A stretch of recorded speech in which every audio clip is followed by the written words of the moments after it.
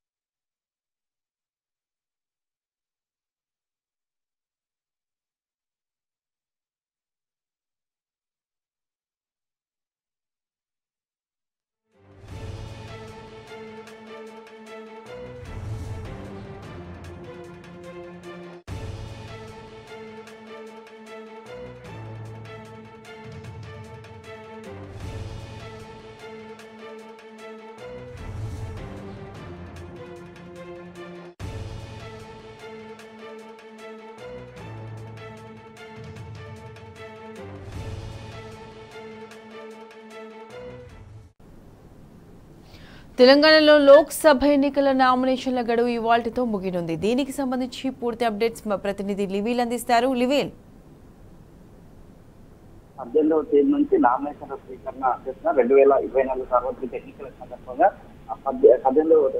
ఈ నెల 18వ తేదీ నుంచి నామినేషన్ల స్వీకరణ గడువు ప్రారంభమైంది.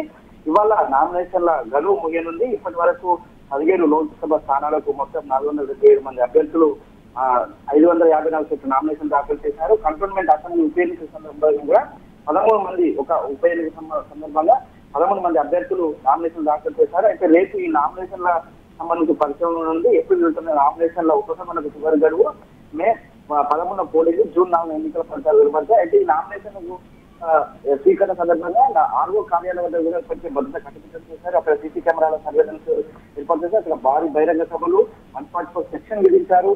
ఇక్కడ కూడా ఇబ్బంది పెరగకుండా అన్ని ఏర్పాటు చేశారు.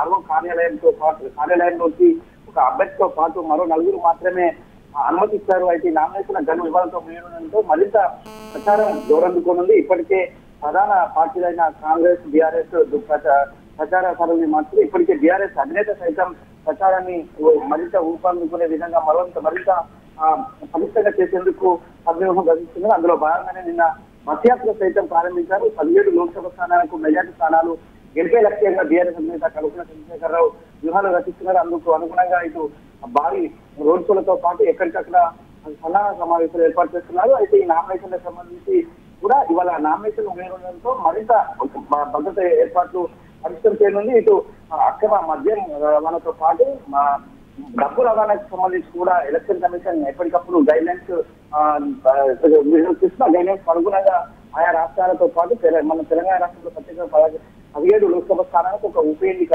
అసెంబ్లీ ఉప ఎన్నిక జరుగుతుంది. ఈ మొత్తం నేపథ్యంలో కూడా భద్రత చర్యలతో పాటు ఇటు అక్రమంగా డబ్బు రవాణా ఇతరత్రపై ప్రత్యేక దృష్టి పెట్టుకున్నారు. నామినేషన్ గడువు తర్వాత ఇది ఏదైతే ఉపశమనం తర్వాత మరింత కూడా రాజకీయాలు వేరే ప్రచారం కూడా జోరందుకున్న నేపథ్యంలో భద్రత కట్టుదిట్టం చేశారు. ఇటు ఎన్నికల ఖర్చుకు సంబంధించి కూడా అబ్జర్వర్లు ఇప్పటికే లోక్సభ నియోజకవర్గాల వారీగా నియమించబడ్డారు. వారు ఈ నామినేషన్ ఉపశమనంతో మరింత పకడ్బందీగా అభ్యర్థుల లెక్కలు కూడా లెక్కగట్టుకున్నారు. దీని సందర్భంగా ఇప్పటికే ఆయా రాష్ట్రాలకు సంబంధించిన అబ్జర్వర్లు తెలంగాణ రాష్ట్రానికి చేరుకున్నారు. పోలీస్ అబ్జర్వర్లు కూడా ఇక్కడ కూడా శాంతి భద్రత విఘాతం కలగకుండా ఏర్పాటు చేస్తున్నారు. 24/7 సర్వేలెన్స్ తో పరిశీలిస్తున్నారు. ఎక్కడైనా అవాంఛనీయ సంఘటన జరిగితే వెంటనే అక్కడికి చేరుకున్నారు. అంతేకాకుండా ఎక్కడైనా మోడల్ కోడ్ వయలేషన్ జరిగితే వెంటనే ఫిర్యాదు చేసుకునే విధంగా సివిజిల్ యాక్ట్ తీసుకొచ్చారు.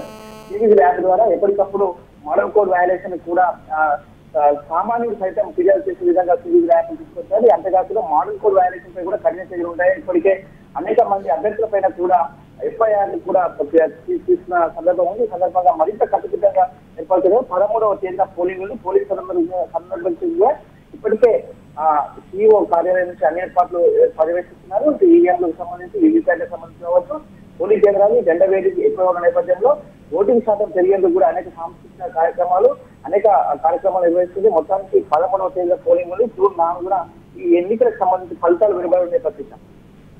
Rightly will thank you.